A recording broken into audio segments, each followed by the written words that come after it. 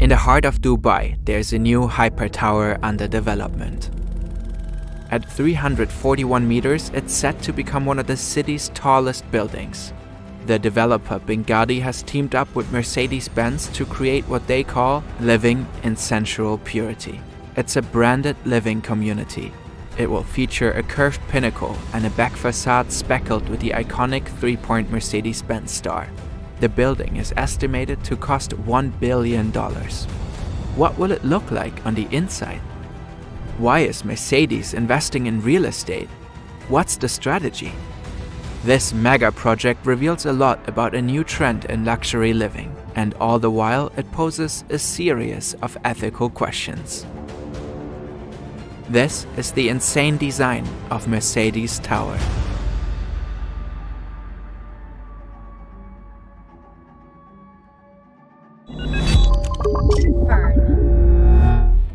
The tower will be Mercedes' first venture into residential properties. It'll house 150 luxury apartments over 65 stories. Future residents will enjoy an unobstructed view of the Burj Khalifa and gaze down upon downtown Dubai.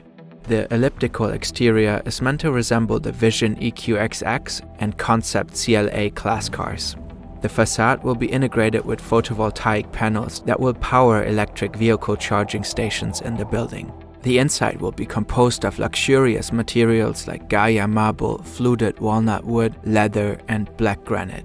The iconic Mercedes details of flowing lines and the star logo will feature throughout the building's interiors.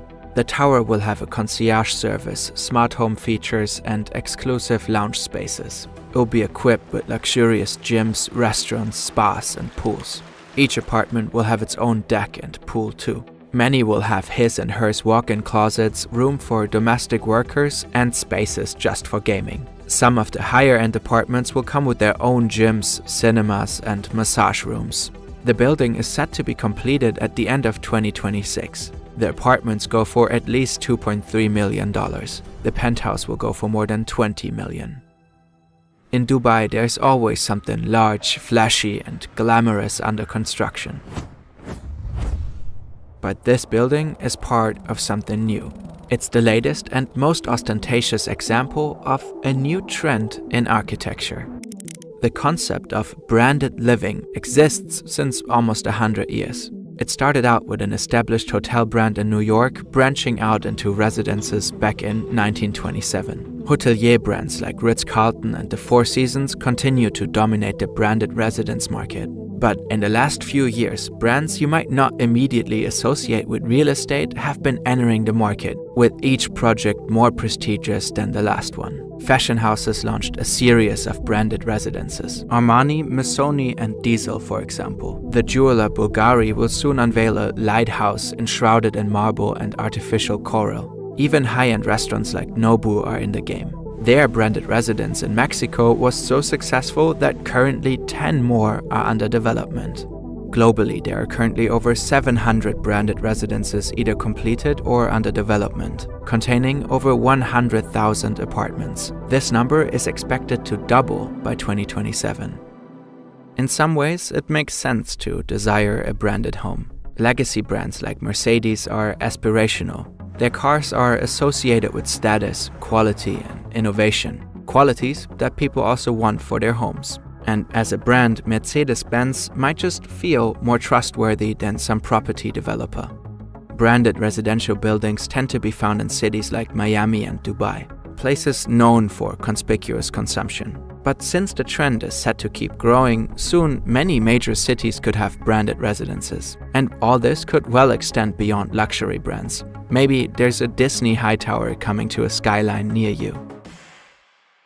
The business case is easy. Branded buildings are highly profitable.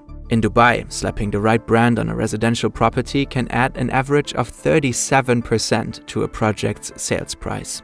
Sometimes the premiums are crazy high. The Bulgari building sold apartments for 3 times higher than its non-branded counterparts.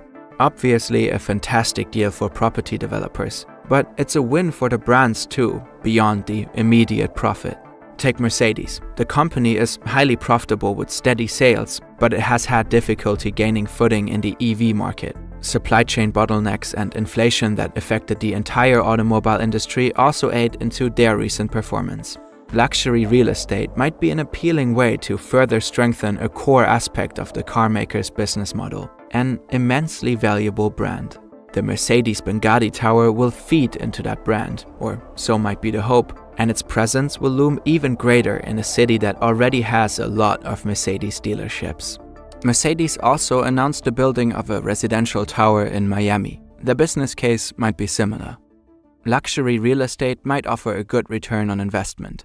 In case you don't have that kind of cash available though, investing in your personal growth could be a more affordable option. With Brilliant, you can deepen your knowledge of math, science, technology, and a wide range of other topics with interactive lessons. It's a method proven to be up to 6 times more effective than just watching a lecture video. Brilliant has a fantastic course on vectors that helps you describe motion and orientation in space, where you can enhance your ability to visualize and solve complex problems in multidimensional spaces. The basis of building towers like this one.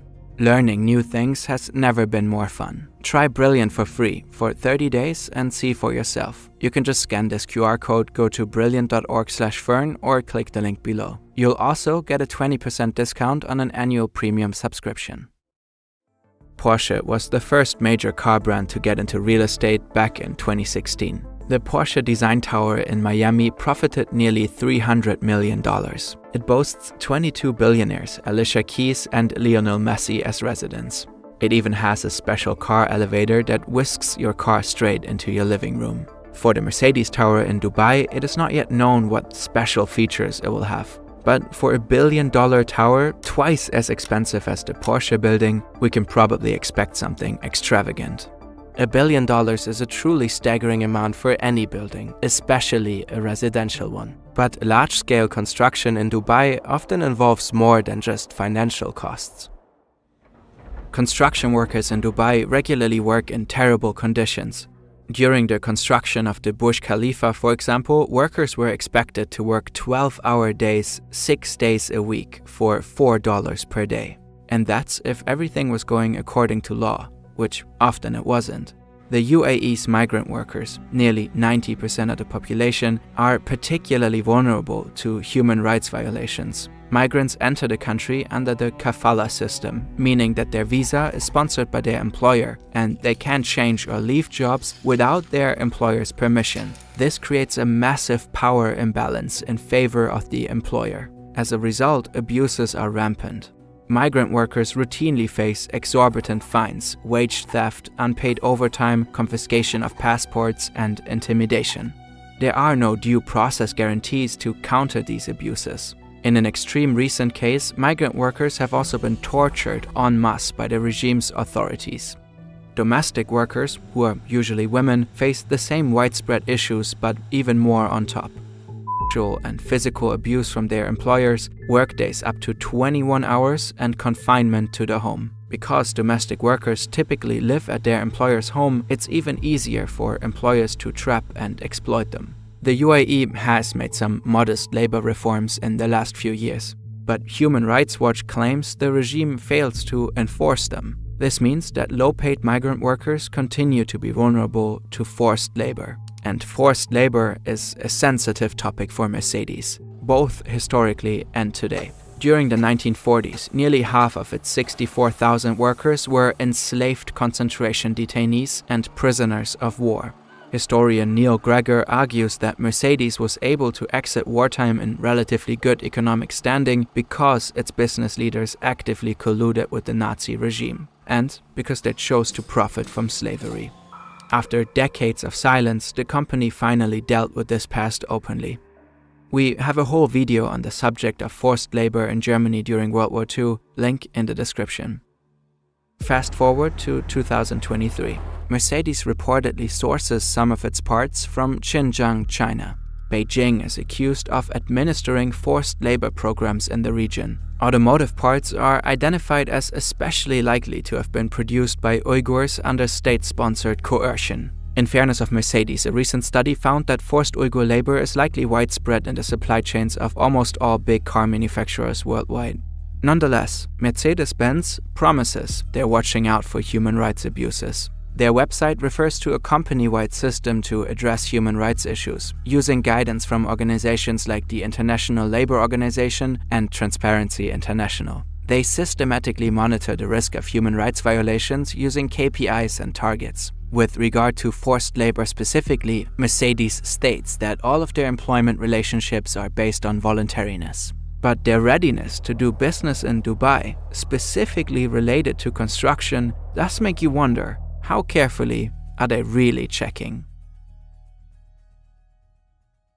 The work of constructing Dubai's glittering skyline is not only harsh and exploitative, but also extremely dangerous. Every year, thousands of migrant workers in the UAE die of unexplained causes. Experts assess that in addition to overwork and workplace accidents, a big reason is likely extreme heat.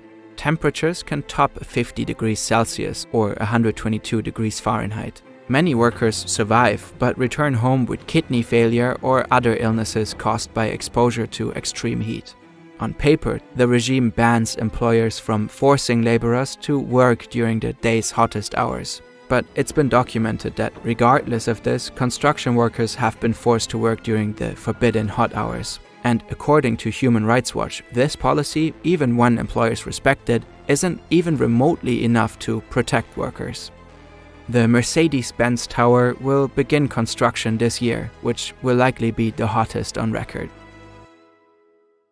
We asked Mercedes and Bengadi for comments. How will they ensure the workers' safety? How will they ensure fair pay and that no forced labor is going to take place on this massive construction site? So far, we have not received a response from either of the companies. The building will cause a sensation, and Bengadi and Mercedes will likely profit massively. Many will find it a beautiful and desirable place to live. Will it be though?